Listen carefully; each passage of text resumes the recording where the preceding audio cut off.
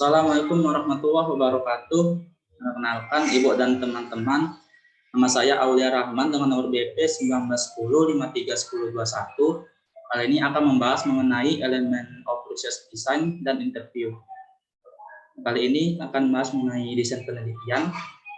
Yang mana ketahui, desain penelitian adalah cetak biru atau rencana untuk pengukuran data yang diciptakan untuk menjawab dari pertanyaan penelitian yang dilakukan.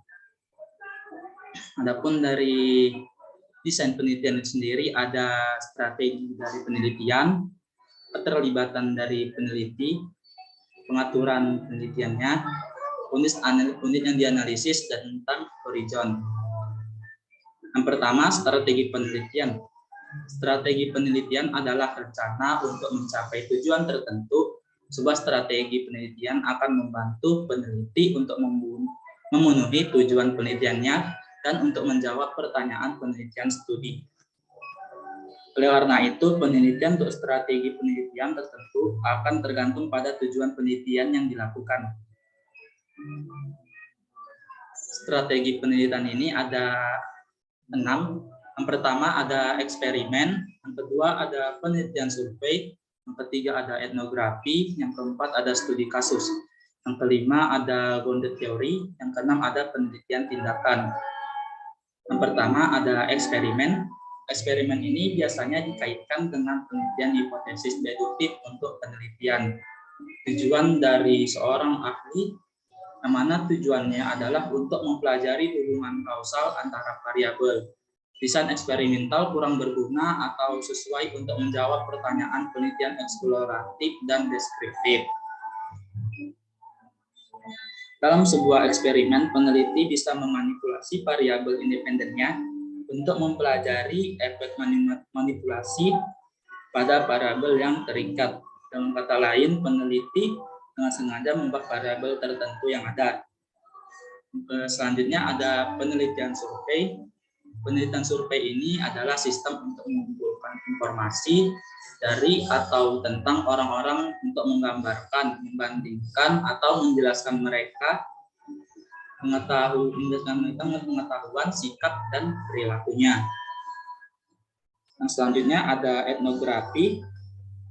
Etnografi ini adalah strategi penelitian yang berakar pada antropologi.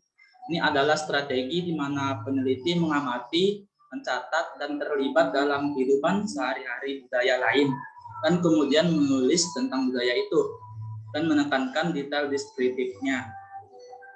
Selanjutnya ada studi kasus, di mana studi kasus ini berfokus pada pengumpulan informasi tentang subjek, peristiwa, tentang objek dari penelitiannya, peristiwa atau aktivitas tertentu, seperti bisnis, seperti tertentu, unit ataupun organisasi. Dalam studi kasus ini, kasusnya itu berupa individu, kelompok, organisasi, peristiwa, atau situasi yang menarik bagi peneliti itu.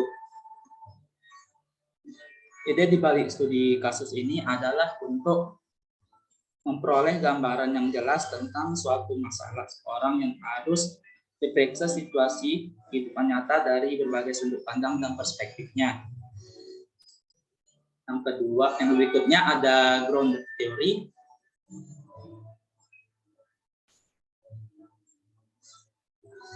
Selanjutnya ada penelitian tindakan. Penelitian tindakan ini terkadang dilakukan oleh konsultan yang ingin memulai proses perubahan dalam organisasi. Dan kata lain, penelitian tindakan adalah strategi penelitian yang bertujuan untuk mempengaruhi perubahan yang direncanakan. Yang berikutnya adalah tingkat campur tangan peneliti dalam penelitian. Tingkat campur tangan peneliti dalam penelitian itu, peneliti memiliki pengaruh langsung pada penelitiannya. Misalnya dalam kondisi yang normal itu peneliti tidak ada ikut campurnya dalam subjek penelitiannya. Adapun contohnya itu seperti supermarket ataupun dari supermarket dengan gangguan yang minimal. Dalam studi yang dilakukan untuk mengukur hubungan sebab akibat, peneliti mencoba untuk memanipulasi variabel yang tertentu, sehingga untuk mempelajari efeknya pada variabel dependen yang menarik. Dengan kata lain, peneliti dengan sengaja mengubah variabel tertentu dalam latar dan mengambil peristiwa seperti biasanya yang terjadi. Peneliti yang cukup besar pengaruhnya dengan peneliti yang dilakukannya, itu dalam kasus ini peneliti bahkan mungkin ingin membuat pengaturan buatan baru di mana hubungan sebab akibatnya itu dapat dipelajari dan dimanipulasi variabelnya, dan biasanya itu dilakukan di laboratorium. Yang ketiga ada pengaturan studi, yang dimana sini pemaksanya dibuat dan tidak dibuat-buat.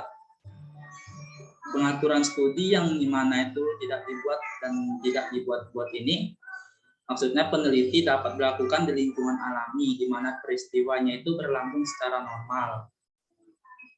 Yaitu dalam pengaturan yang tidak dibuat-buat ini dan dalam pengaturan yang dibuat-buat.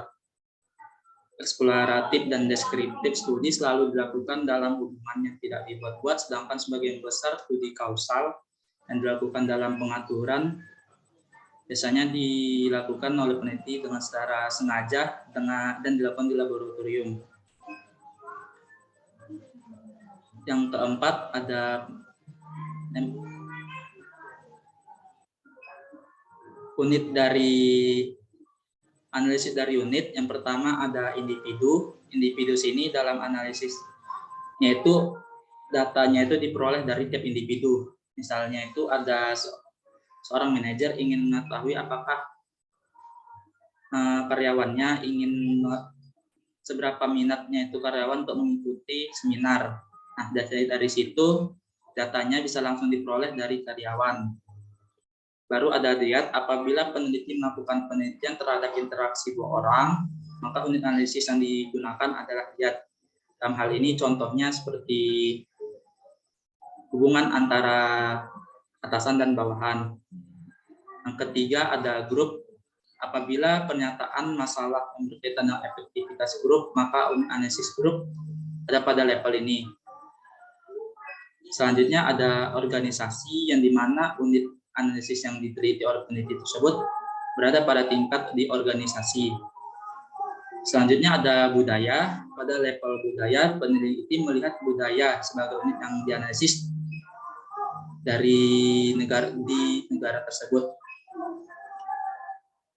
Misalnya kalau peneliti ingin meneliti bagaimana budaya yang ada di berbagai negara, berarti dari peneliti tersebut mengumpulkan data-data berupa macam-macam dari budaya yang dianut oleh negara-negara yang lain. Yang kelima ada time horizon. Time horizon ini ada studi cross-seksional dan studi longitudinal. Di studi cross-seksional ini, peneliti dapat melakukan periode pengumpulan dalam satu periode waktu. Bisa saja dalam jangka harian, mingguan, ataupun bulanan untuk menjawab pertanyaan dari penelitiannya. Sedangkan studi longitudinal ini kasusnya peneliti mungkin ini meneliti fenomena dari suatu periode waktu untuk menjawab penelitian. Studi longitudinal membutuhkan lebih banyak waktu dari studi cross-seksional dan juga membutuhkan tenaga dan biaya yang lebih. Namun, jikalau dari studi longitudinal yang terancang dengan baik, dapat mengidentifikasi hubungan dari sebab akibat. Selanjutnya ada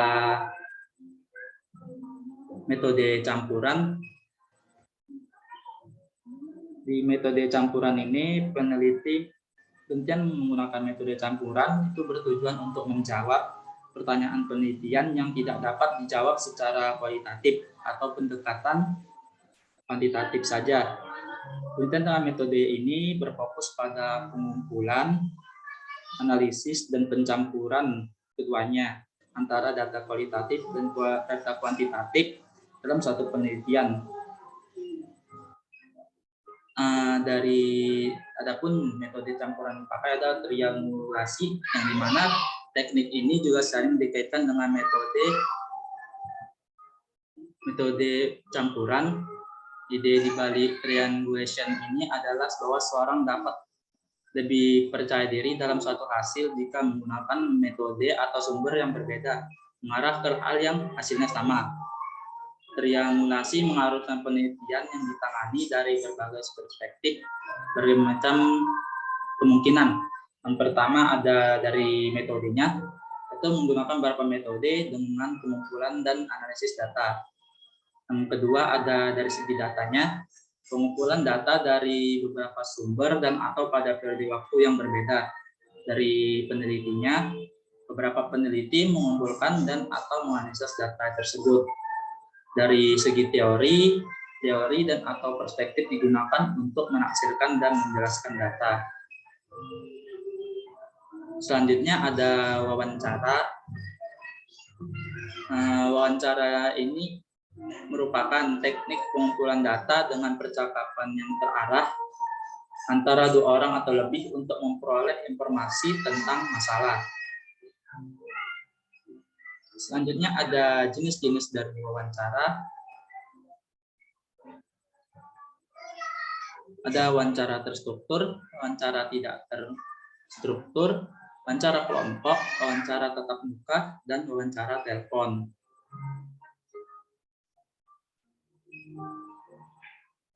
Wawancara tidak terstruktur ini wawancara tidak memasuki setting wawancara dengan rencana urutan pertanyaan yang akan ditanyakan kepada responden. Dan juga wawancara tidak terstruktur ini bertujuan sudah membawa beberapa masalah ke permukaannya, sehingga dari peneliti itu bisa menentukan faktor dan bisa melakukan penyelidikan yang lebih dalam. Lalu ada wawancara terstruktur, di mana wawancara yang dilakukan ketika diketahui sejak awal informasi apa yang dibutuhkan. Jadi peneliti tersebut sebelum melakukan wawancara, itu ada beberapa hal yang harus disiapkan. Yang pertama ada pengenalan, di mana pengenalan ini bagaimana cara kita memperkenalkan diri kepada narasumber. Lalu ada dari tujuan wawancara, kita lalu menjamin kerahasiaan dari hasil wawancara tersebut dan minta izin sebelum melakukan wawancara. Yang kedua ada satu set topik, di mana dalam adanya urutan pertanyaan yang akan ingin disampaikan mulai dari pertanyaan awal sampai ke pertanyaan akhir. Lalu ada saran untuk pertanyaan yang menyelidik, di mana adanya pertanyaan lanjutan yang digunakan ketika jawaban pertama tidak jelas atau tidak lengkap. Jadi pewawancara tidak sepenuhnya jika pewawancara itu tidak memenuhi sepenuhnya jawaban dari narasumber, atau dalam kasus lain di mana pewawancara membutuhkan informasi yang lebih spesifik lagi dari narasumber. Berikut ada tips dari wawancara. Yang pertama itu ada funneling.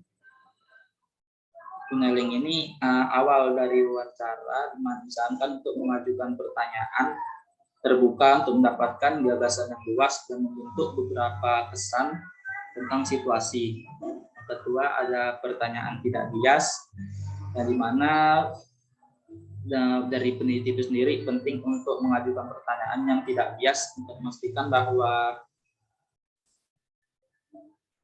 untuk meminimalkan bias itu agar tidak ada dalam penelitiannya.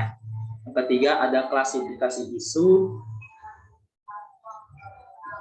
di mana untuk memastikan bahwa peneliti memahami masalah seperti yang ingin diwakili oleh responden mereka. Selanjutnya ada membantu responden untuk memecahkan masalah. Responden kalau tidak dapat mengungkapkan secara verbal persepsi atau menjawab pertanyaannya, dari peneliti harus mengajukan pertanyaan dengan cara yang lebih sederhana lagi, dan bisa juga untuk mengulangi pertanyaannya agar dari narasumber itu bisa lebih mengerti dari pertanyaan yang sebelumnya kita ajukan tadi. Yang kelima adalah mencatat. Saat melakukan wawancara, itu penting bagi peneliti untuk membuat catatan yang tertulis bagaimana wawancara tersebut berlangsung.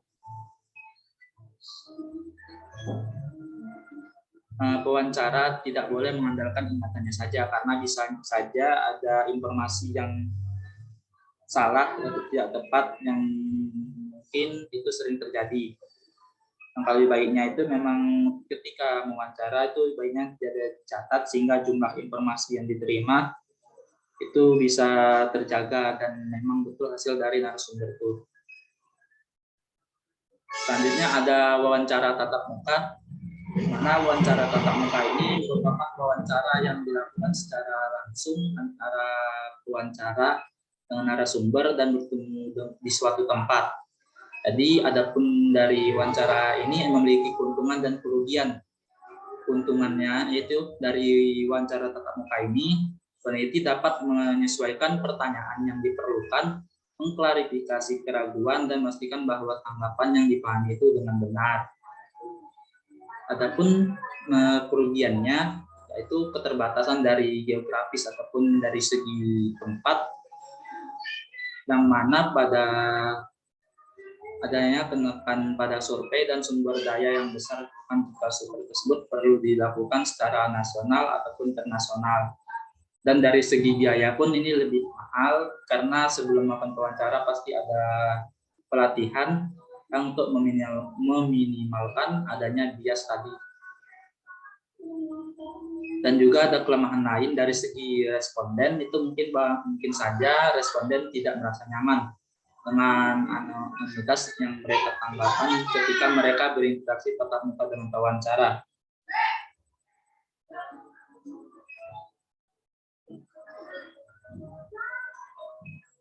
Selanjutnya ada wawancara telepon. Wawancara telepon ini merupakan wawancara yang dilakukan via telepon dan sebelumnya sudah disepakati oleh bersama. Dan keuntungan dari wawancara telepon ini jika dipandang dari sudut peneliti, bahwa sejumlah perbedaan orang dapat dijangkau. Tidak terbatas oleh tempat karena dilakukan melalui via telepon dan juga relatif singkat. Dari sudut pandang responden ini dapat menghilangkan ketidaknyamanan yang mungkin dirasakan sebagian dari mereka dalam menghadapi interaksi dari pewawancara.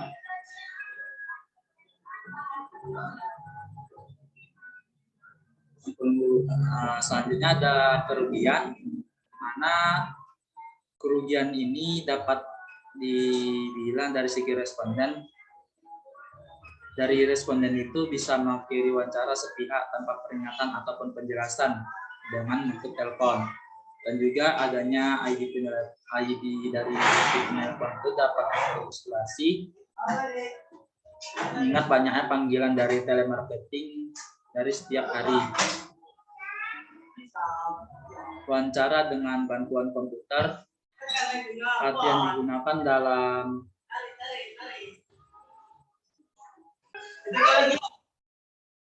selanjutnya ada wawancara dengan bantuan komputer. Di sini adanya aplikasi yang dipakai dengan ketika melakukan wawancara melalui komputer, itu ada CATI dan juga CAPI. CATI ini yang digunakan dalam proses penelitian itu berguna karena tanggapan terhadap survei dapat diperoleh dari orang-orang seluruh dunia. Komputer meminta pertanyaan dengan bantuan perangkat lunak dan respondensif jawaban. Komputer melalui nomor telepon memanggil dan menempatkan tanggapan dalam file. Datanya dianalisis kemudian, lalu komputerisasi secara langsung. Wawancara telepon yang diaktifkan suara juga dimungkinkan untuk survei yang singkat. Selanjutnya ada CAPI, yang mana melibatkan investasi yang agak besar dalam perangkat kelas dan perangkat lunak. Dan juga memiliki keunggulan dapat dikelola sendiri, yaitu responden dapat menggunakan komputer mereka sendiri untuk menjalankan program itu. Begitu mereka menerima perangkatnya dan masukkan tanggapan mereka.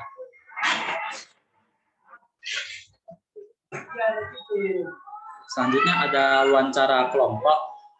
Wawancara kelompok merupakan wawancara yang dilakukan secara kelompok, tapi bisa juga dilakukan secara individu, di mana pewawancara mengungkapkan pertanyaan kepada sekelompok orang yang mana adanya kelompok fokus digunakan untuk jenis wawancara kelompok tertentu. Mana topiknya itu sudah didefinisikan dengan jelas agar fokus untuk memfasilitasi diskusi antar peserta. Di sini adanya peran moderator penting ketika adanya wawancara kelompok. Moderator bertugas memperkenalkan topik yang akan dibahas, mengamati dan mencatat setiap alur dari diskusinya. Moderator tidak akan pernah jadi bagian integral dari diskusi, tetapi hanya mengarahkan kelompok secara persuasif untuk mendapatkan semua informasi yang relevan dan membantu anggota kelompok untuk melewati kebuntuan yang mungkin terjadi atau sebagai penengahnya. Yang kedua, sifat data dari kelompok fokus ini yaitu memberikan analisis yang cepat. Analisis isi dari data yang diperoleh hanya memberikan informasi kualitatif dan bukan kuantitatif. Juga karena anggotanya tidak dipilih secara ilmiah untuk mencerminkan pendapat populasi secara luas. Pendapat mereka tidak dapat dianggap benar-benar representatif.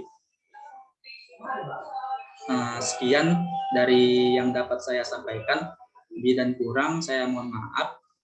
Saya tutup dengan Assalamualaikum warahmatullahi wabarakatuh.